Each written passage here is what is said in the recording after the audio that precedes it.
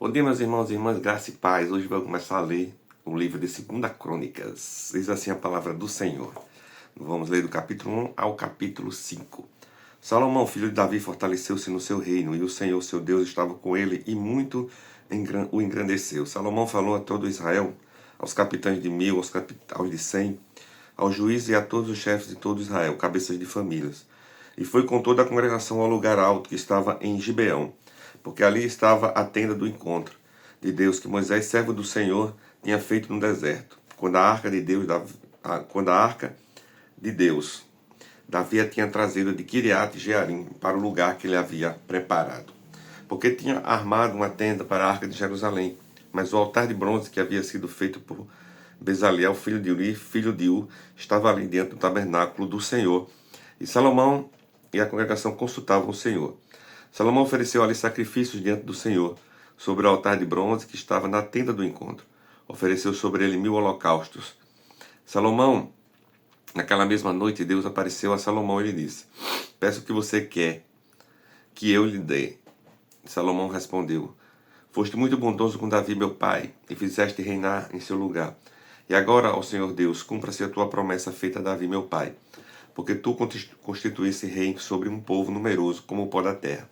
Dá-me agora sabedoria e conhecimento, para que eu saiba conduzir à frente deste povo, pois quem seria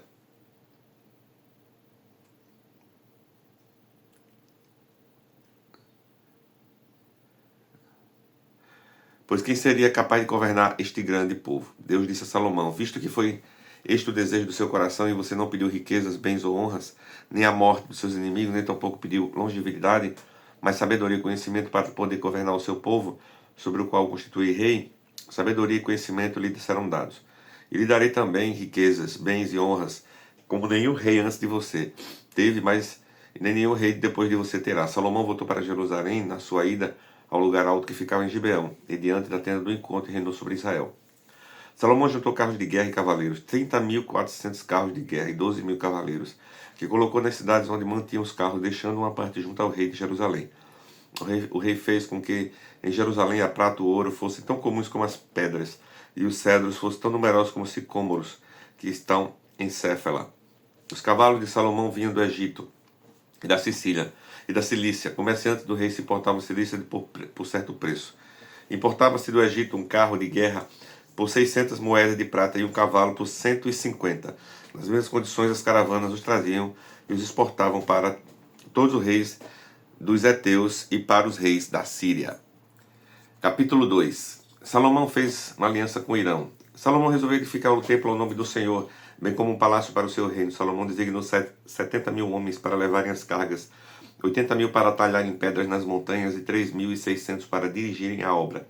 Salomão mandou dizer a Irão, rei de Tiro: Como você fez com Davi, meu pai, e lhe mandou cedros para edificar o palácio em que morasse, assim também faça comigo.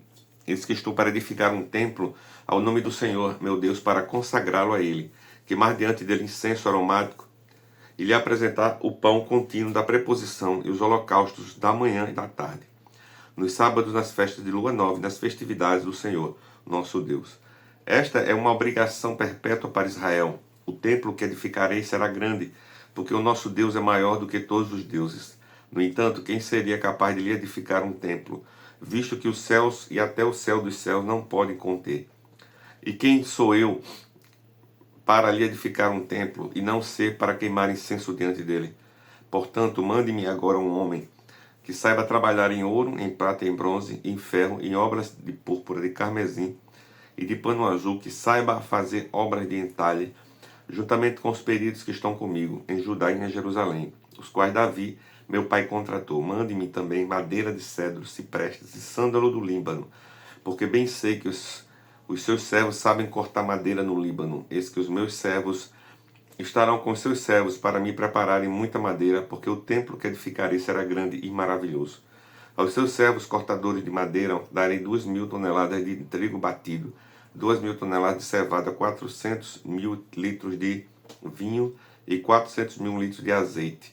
Irão, rei de Tiro, respondeu por uma carta que enviou a Salomão, dizendo: O Senhor Deus ama o seu povo, e por isso ele constituiu rei sobre este povo. Irão também disse: Bendito seja o Senhor, Deus de Israel, que fez os céus e a terra, e que deu ao rei Davi um filho sábio, dotado de prudência e entendimento, que edifique um templo ao Senhor e um palácio para o seu próprio reino.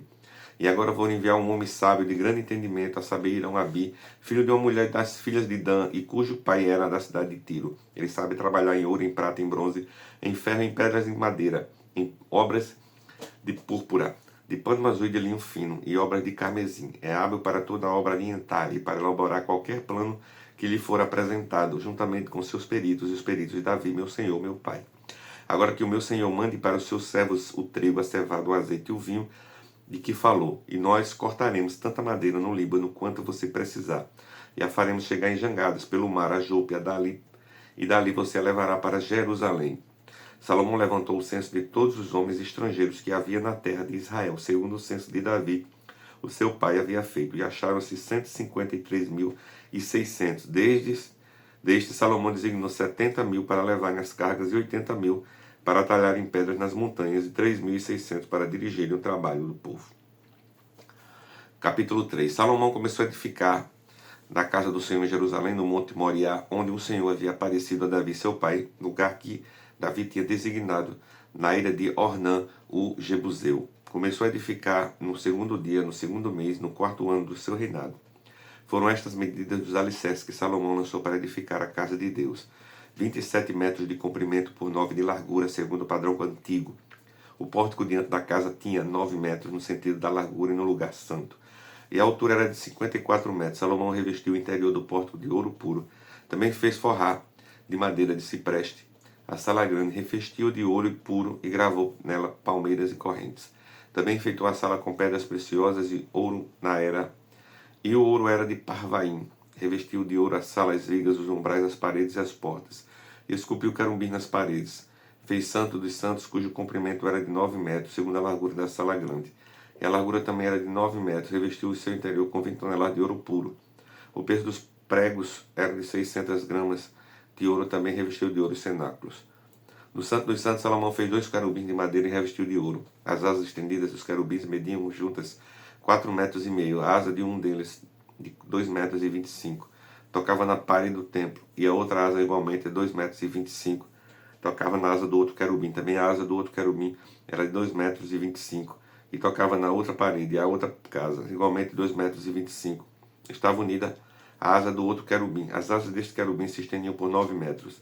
Eles estavam em pé, com o rosto voltado para o santo lugar.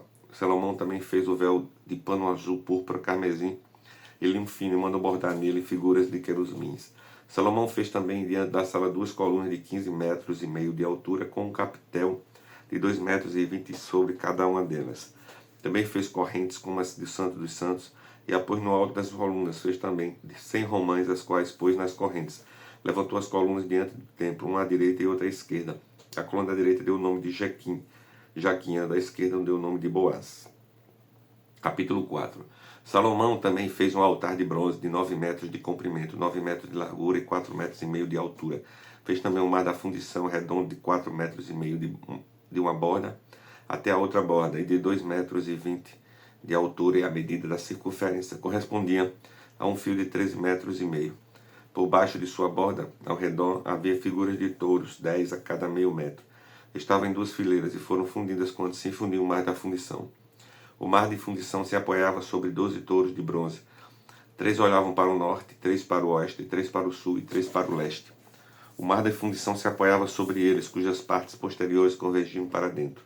A grossura das paredes deste mar era de 4 dedos, e a sua borda, como borda de copo, era como uma flor de lírio. Nele cabiam cerca de 60.000 litros. Também fez 10 pias, e pôs 5 à direita e 5 à esquerda. Nelas era lavada tudo o que usava no holocausto. O mar de fundição, porém, não era para que os sacerdotes se lavassem nele. Fez também 10 candelabros de ouro, segundo havia sido ordenado, e o pôs no templo, 5 à direita e 5 à esquerda. Também fez 10 mesas e as pôs no templo, 5 à direita e 5 à esquerda. Também fez 100 bacias de ouro. Fez mais o pátio do sacerdote e o pátio grande, bem como as portas deles, as quais revestiu de bronze. E pôs o mar de fundição ao lado direito, para o lado sudoeste. Depois de Irão fez as panelas, as pás e as bacias, e assim ele terminou de fazer a obra para o rei Salomão, para a casa de Deus. As 2 colunas, os 2 capitéis redondos que estavam no alto das duas colunas e as duas redes para cobrir os dois capitéis redondos que estavam no alto das colunas. As 400 romãs para as duas redes, isto é, 2 fileiras de romã para cada rede, para cobrir os dois capitéis redondos que estavam no alto das colunas. Fez também os suportes e as pias sobre eles, o mar de fundição com os 12 touros por baixo. Também as panelas, as pás, os garfos e todos os utensílios que Irão-Abi fez para o rei Salomão, para a casa do Senhor. Eram de bronze purificado. O rei os fez fundir em terra barrenta, na planície do Jordão, entre o Sucote e Zereda. Salomão fez todos esses objetos em grande abundância, não se verificando o peso do seu bronze. Salomão também mandou fazer todos os utensílios do lugar santo de Deus, ao altar de ouro e as mesas sobre os quais estavam os pães da preposição, e os candelabros com as suas lâmpadas de ouro puro, para acenderem diante do Senhor dos santos, dos santos, conforme havia sido ordenado. As flores, as lâmpadas e as pinças eram do mais fino ouro, também os apagadores, as bacias, as taças e os censários eram de ouro finíssimo. Quanto à entrada da casa, as portas de dentro, e o santo dos santos e as portas do santo lugar do templo eram de ouro. Capítulo 5. Quando Salomão terminou toda a obra que fez para a casa do Senhor, trouxe as coisas que Davi seu pai havia dedicado, a prata, o ouro e todos os utensílios. Salomão expôs tudo isso entre os tesouros da casa de Deus. Então Salomão congregou os anciãos de Israel e todos os chefes das tribos, os chefes das famílias dos israelitas em Jerusalém, para levarem a arca da aliança do Senhor da cidade de Davi, que é Sião, para o templo. Todos os homens de Israel se congregaram junto ao rei na ocasião da festa, que foi no 7º mês. Quando todos os anciãos de Israel chegaram, os levitas pegaram a arca do Senhor e a levaram para cima, com a tenda do encontro e com os utensílios sagrados que nele havia. Os levitas sacerdotes que levaram tudo isso para o templo. O rei Salomão e toda a congregação de Israel que se havia reunido diante dele, estavam todos diante da arca, sacrificando ovelhas e bois que, de tão numerosos, não se podiam contar. Os sacerdotes puseram a arca da aliança do Senhor no seu lugar, no santuário mais interior do templo, que é o Santo dos Santos, debaixo das asas dos querubins, pois os querubins estendiam as asas sobre o lugar da arca, e do alto cobriu a arca e os seus cabos. Os cabos sobressaíam tanto que as suas pontas eram vistas do santo lugar, diante do Santo dos Santos, porém de fora não podiam ser vistos. E ali estão até o dia de hoje. Nada havia na arca, a não ser as 2 tábuas de Moisés havia colocado ali, em Horebe, quando o Senhor fez aliança com os filhos de Israel ao sair do Egito.